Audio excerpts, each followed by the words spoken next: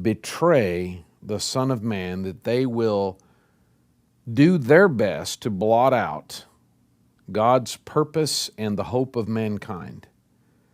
They won't be satisfied to defeat Jesus. They won't be satisfied to destroy Jesus. They will call for his crucifixion. They will mock him. To have the kind of heart that would not only defy God, that would resist God, that would say no to God, but even if they thought Jesus was guilty of the worst crimes possible, which we'll find out is not the case. They know he's innocent. But even if to sentence him to crucifixion and to look upon the bloody wreck of his body between the beatings, the scourgings, and then the crucifixion, and to be there for that scene, which should have turned their stomach and broken their hearts, to even be able to look upon that scene, but to do so and then mock him, make fun of him, laugh at such a scene, will be terrible, damning evidence of how darkened their hearts have become. So through chapter 20, Jesus has been intensely teaching, carrying over from chapter 19, about how it's not about you, that the first will be last and the last will be first, and about God's kingdom being first and others being first, and about the problem of self-view, of, but I'm somebody, versus, no, he's king and I'm his servant, I'm his slave, and I'm just blessed to even be here. That's a freeing attitude. So Jesus then kind of pulls them over in that private conversation in verse 17 and then delivers to them the cold, harsh truth about what he must suffer in order for their rescue. The fact that they've had this separate conversation creates the next thing that happens. Someone notices they're not a part of the group. Someone's concerned about the part of the group. And that gets us to verse 20, when Matthew tells us, then the mother of the sons of Zebedee, so that's James and John, came to Jesus with her sons, bowing down and making a request of him. Now she, at least give her a tiny bit of slack here, not much, but just a little sliver. She hasn't heard what just was said. She didn't hear these brutal facts about Jesus' betrayal and mocking and scourging and crucifixion and resurrection. Because even if the disciples, as they were reeling from what they just heard, you would hope it had been some sort of intrigue about, raised up on the third day. Resurrection is not a foreign idea to the disciples. They have witnessed Jesus raise a little girl from the dead. They've witnessed Jesus stop a funeral procession, put his hand on the coffin, and the young man be raised up by Jesus' command. And they have witnessed Jesus raising Lazarus from the dead, though he was in the tomb 4 days. So resurrection shouldn't be so foreign to the disciples that you'd think that little piece would be a matter of interest to them. But the whole thing's going to get derailed. So the mother comes and says, I want to make a request. And it's interesting that in her language, the bowing down is a very respectful, very worshipful expression. In fact, interestingly enough, that in the Bible, the word worship literally is the word for to bow down, that when you see it as a verb, it's often understood as the physical action like this, bowing down. When you see it as a noun, it's often understood as the idea of worship. And then the two interplay, of course. The act of worship would still be a verbal function. And so there's this action of adoration. It is an action of humility. The whole idea of bowing down is of submission and trust and humility, because if you bow down to someone, you're putting yourself at great risk. If they don't like you, if they want to harm you, if they want to kick you or smack you with a stick, you'd never see it coming. You're just going to get hurt or worse. And so that's why it has been in so many, especially Eastern cultures, for centuries, centuries, and centuries, as a natural expression of humility and of trust, because you're physically putting yourself at their mercy. So it's fascinating that this mother comes and is in an expression of humility and of trust and of lifting Jesus up, and yet her request couldn't be much more self-centered. It sneaks up on all of us that even it's even possible that the very act of worship could become about us. It's all right to have preferences, or which particular song do you like, or I remember getting into a strange conversation where, because of the architecture of a certain front of the building, the church years ago had made the decision to put the table up kind of on the little raised area of a platform, and the men stand in front of it. And since it's awkward to have their back to it, they would turn and face the table. They'd pray, pick up the emblems, and then pass the emblems. I guess I'm dating myself, passing the emblems, not peeling the emblems, I guess.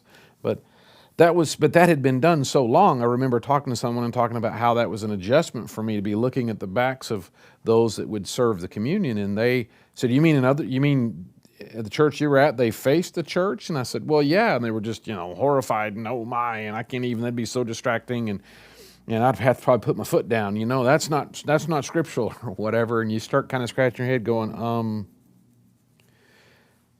But it's interesting that we can be in the act of worship, or even the act of worship itself can become a situation where it's about us, when worship is about God and must only be about God. He's the only one worthy of worship.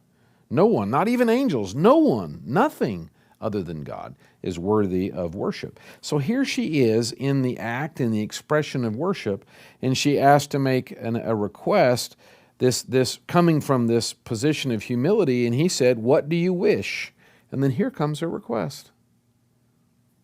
Okay, so the disciples have had this intense conversation, they've listened intensely to what Jesus told them in the previous paragraph about his own crucifixion. Here's her request. She said to him, "Command that in your kingdom these two sons of mine may sit, one on your right and one on your left." I don't know where mom's been. I mean, she wasn't a part of the conversation in the last couple of verses, but the things that Jesus has been saying about first and last has been public. So where's she been? Her desire for the advancement of her own sons, yay, that's so motherly, and in general, that's fantastic when a mom wants to make sure that her sons are taken care of and all that's good comes to them, and that's a wonderful thing. But Satan's MO is to take something good, twist it, and make it hurtful or make it painful. The idea of a mother wanting to take care of her sons or see them succeed is a beautiful thing, but when it gets twisted, it's not so pretty. Now, I would like to have watched James and John's face. Was it the face of, "Oh, Mom, you're embarrassing us"? Well, these are grown men. I don't know. I don't know if they were embarrassed by this. If there's a part of them that's like, "Yeah, all right, good job, Mom. Move us up the front of the line." What I don't seem to be sensing, and we'll explore this in the next few verses, is I don't seem to be sensing any, "Mom, this is horrifying. This is not appropriate. This isn't how it should be." Remember, what's still ringing in their minds is what they just heard: mocking, scourging, and crucifixion, and being raised up on the third day. They just heard that. Where Jesus says, "So this is what's going to happen to me," and you can almost, and there's this abrupt shift where, okay, what about us? She says, "May my son sit one on your right, one on your left." this is, if you haven't fallen in love with Jesus, this is another time where it is incredible how much Jesus loves us. It's incredible how far Jesus is willing to go for us. Because don't you just explode at this point? Wouldn't it be true that having just told the disciples about the mocking, scourging, crucifixion, and resurrection, wouldn't that have required some emotional outlay? Wouldn't this have been a difficult thing to talk about for Jesus, that he is verbalizing what he's going to have to endure? Even when we talk about something, I've got to go and I've got to, have this surgery, got to have this thing, and even if we are assuming there's a positive outcome, just us verbalizing causes us to emotionally experience to some small degree what's coming, and we just kind of, it's heavy. And here's where you just wait for Jesus just to explode or have an outrage, and I can't believe, and I'm done, and you guys, and I know with most of us, if we had been Jesus, there'd be 12 little piles of smoking ashes where the disciples used to be, and I'd add another pile, and that would be a mom, because I'd be like, really? But Jesus it's not just that he's so composed, but he's so gentle. Now, I can't hear the tone of voice that Jesus is speaking with, and I can't see the look on his face, but I do know what his intention is. It is his desire to rescue, that he cares for the disciples' soul, and he cares for this mama's soul. That's why he came. The whole reason that he's going to endure and choose to experience to the full degree the mocking, the scourging, the crucifixion, and resurrection is to save them. If he's going to turn them into a smoking pile of ashes, just don't go to the cross. That's going to be handled. That's already the outcome. But does he draw a breath? Does he look at the two sons first and then look back at the mom? Does he look at all of the disciples and say, this is a first, last, first moment? I mean, I do know what he's trying to do. He's reaching for their hearts. Here's what he says, verse 22. You do not know what you are asking. That's the truth. What an incredible, the right and left seat in the kingdom? In God's eternal kingdom? Read a little Ezekiel, read some Revelation, read about the angels and the strong angel and the seraphim and the wheel with the wheel in the middle of the wheel and of such power and glory and magnitude. And you want these two guys to have that spot? You don't know what you're asking. And then, are you able to drink the cup that I am about to drink? Now, it sounds to me like there's movement here in this conversation. Because when he says, are you able to drink the cup that I'm about to drink? They said to him, we are able. So it's obvious that the cup comment was for the brothers. The first statement, you don't know what you're asking, has to be for the mother because she's the one that asked. The sons didn't ask. Or did they? Well, I don't know. Did the sons put mom up to this? Surely this wasn't just on the fly off the top of mom's head. Could be. But what often happens in such situations is, well, when moms want something for their kids, it normally comes up a time or two. If mom has an idea about how things need to go or how things should go, it typically comes up. You know what I mean? And it often comes up with the person involved. Now, son, have you thought about, and you need to, and, you should be asking, or you should be, advancing in your studies so that you can secure this spot. And if it's anything like what often happens is you kind of start with the sons, and you boys need to, start doing your hair and wear a tie every day to work, and, and you ought to, and have you asked him yet? No. Have you asked him yet? No. Mom, I don't think it's, mom, I'm just not going to. Don't think that's right. And then at some point, moms are like, all right, then if they're not going to do it, I'll take care of it for them. I don't know, but that's standard mom procedure, isn't it? A little bit. It's likely, it's possible that this request, there's a background conversation that she and her sons have been having. I have noticed the sons didn't rush in to interrupt her. They watch mom come. They watch mom bow down. They watch mom be asked the question, what can I do for you, or what is your request? They don't interrupt any of that. They don't, oh, Jesus, can we talk to you a second? Hang on, mom.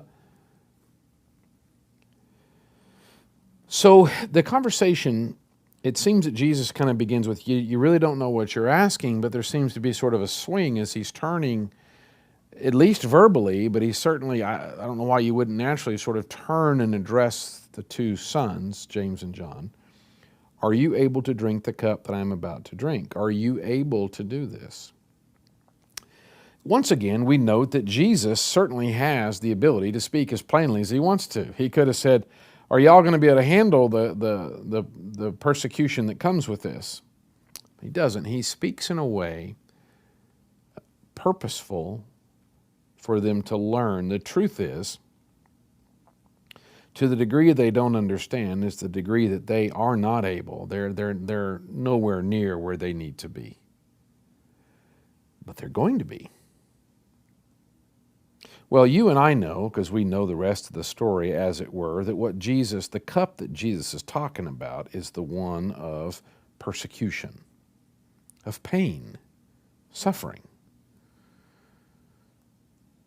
And you and I know that that's exactly what's coming to all the disciples, that they're going to be martyred. Now, John is going to be exiled on Patmos. He will die of old age and exile, but it won't be a comfortable life all along the way. It is interesting that by God's plan, that because God allows that, that's how we get the book of Revelation. It's because God allows him to be treated that way.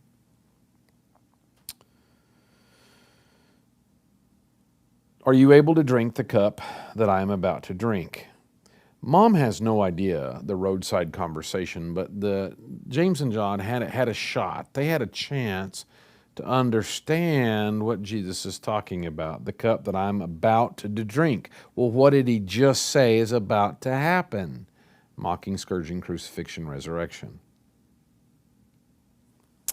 Well, it hadn't soaked in. Apparently, all they heard in that sounds like is, can you handle being number 1 and 2 in the kingdom? Because what they said to him, we are able. Whew. Not getting it. Incredibly, they're going to get there. So verse 23, he said to them, my cup you shall drink. But to sit on my right and on my left, this is not mine to give, but it is for those for whom it has been prepared by my Father. It's not my call. Jesus shows more humility and submission to the Father than they do to him. In that the mother makes that request, they agree to whatever they think are the extenuating circumstances, and yet Jesus will not commit to it. I wonder, when he says, are you able to drink of this cup? We're able. And then verse 23, my cup you shall drink.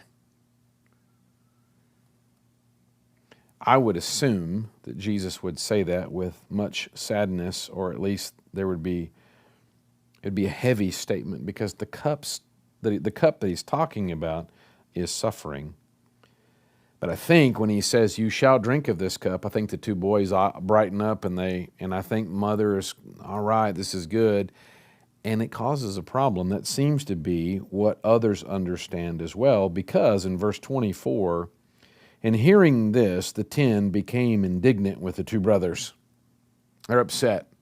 Wouldn't you love to think that the disciples were upset because they're thinking, how could you do this? Didn't you hear what he just said? He's talking about pain and suffering, and let's think about that. Let's care about him. How can you think about yourself at a time like this? That'd be nice. But when Jesus answers them all in verse 25, what we find out is that's not what they're thinking. They're thinking the same thing as James and John. They're thinking about position. Because when Jesus said, "Can you drink this cup?" we're able, and Jesus said, "And you shall drink that cup." The 10 are indignant because it sounded to them like all of a sudden James and John got in front of the line, or they get something special. In the same way that having this private roadside conversation seems to draw the mother to make this request, now the fact that these two brothers are going to drink the cup of suffering draws the other 10. Hey, we want some of that too. We want a part of that too. And they become, I love this word, indignant. It's a great word. I don't know, I just think it sounds great. And I love the made-up word. To be indignant is to have indignitude, to have the attitude of being indignant. It's a great word. It means to be upset or to be mad, but it has a certain flavor. It's to be mad or upset when you have been treated unfairly. It's from a position of, who do you think you are? I'm this person, you're this person, you shouldn't be treating me this way. It's how dare you? Who do you think you are? And that's exactly where they're coming from.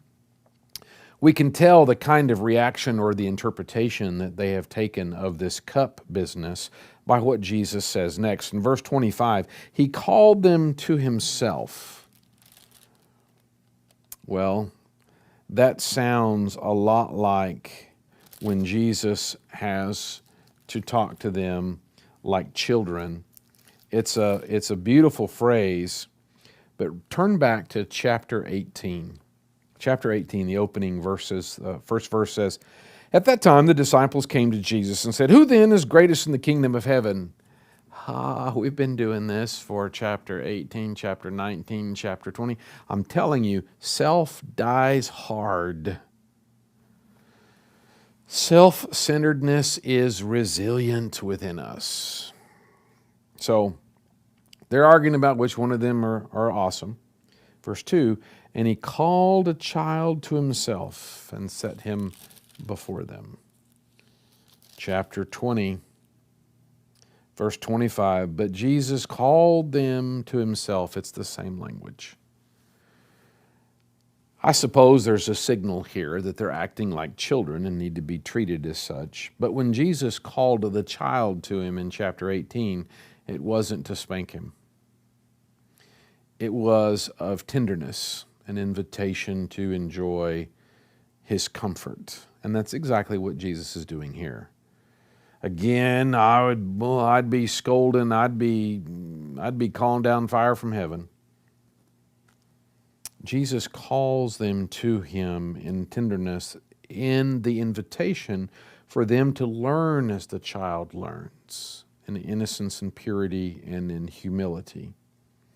He called them to Himself and He said, "You know that the rulers of the Gentiles lord it over them, and their great men exercise authority over them. They know it. We know it.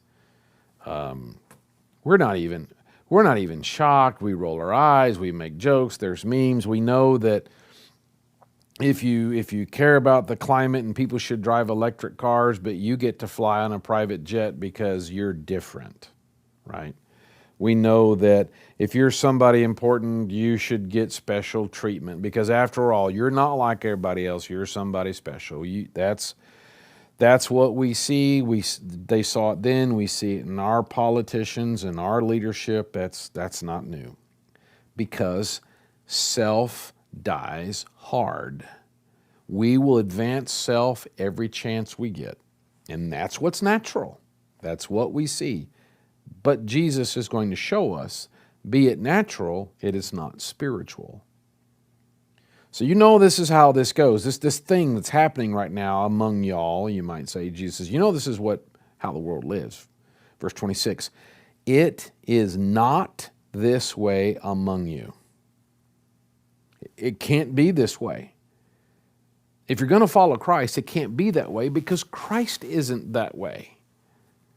If you're going to follow him, he's not going that way. He's not about perks and privileges and special exemptions and all that sort of stuff. They haven't been carrying Jesus around on one of those chairs with the poles where he's got shade and somebody's waving a palm leaf over him and giving him choice grapes and figs all the time.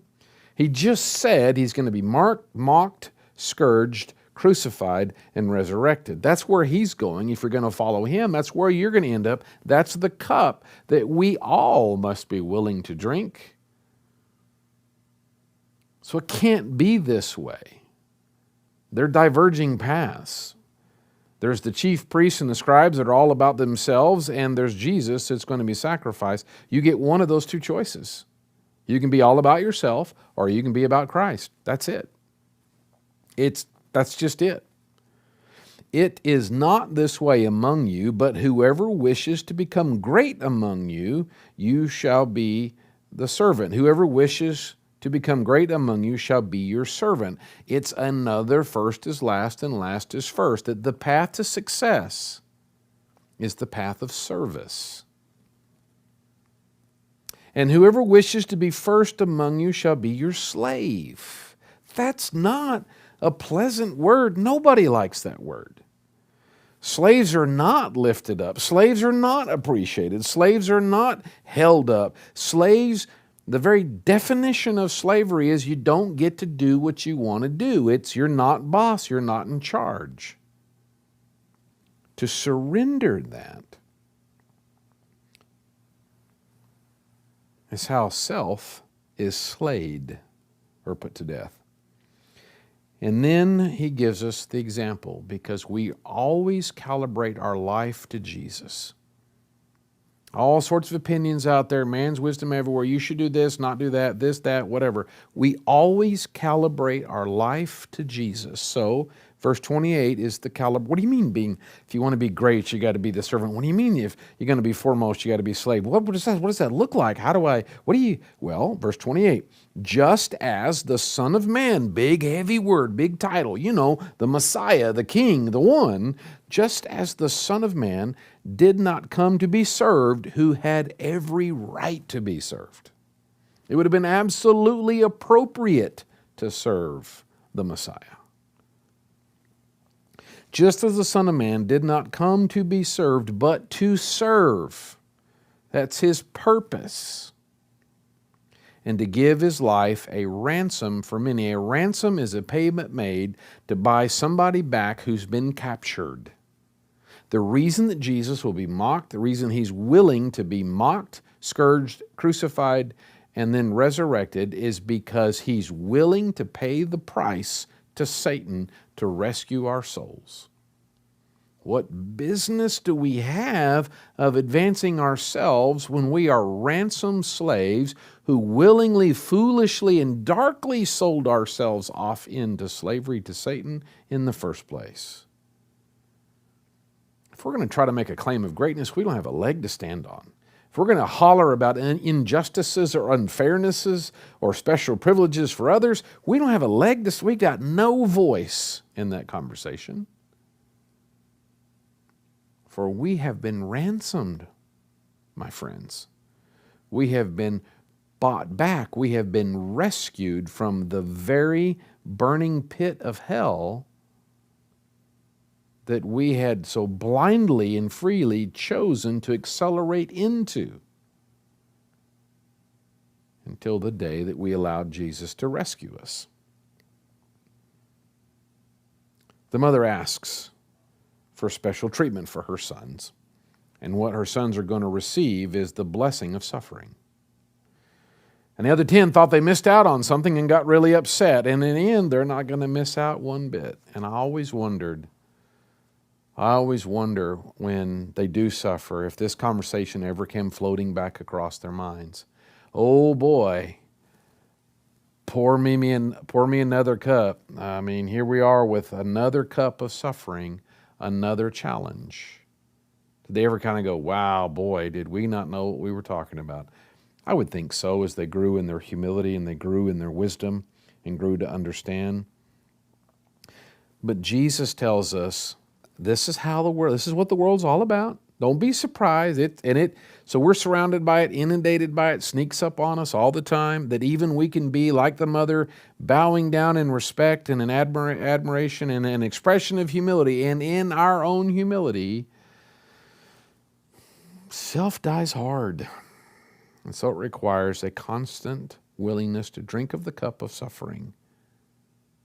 That's what keeps the spirit healthy and weakens the raging beast of self, so we can experience the kingdom of God in our own lives.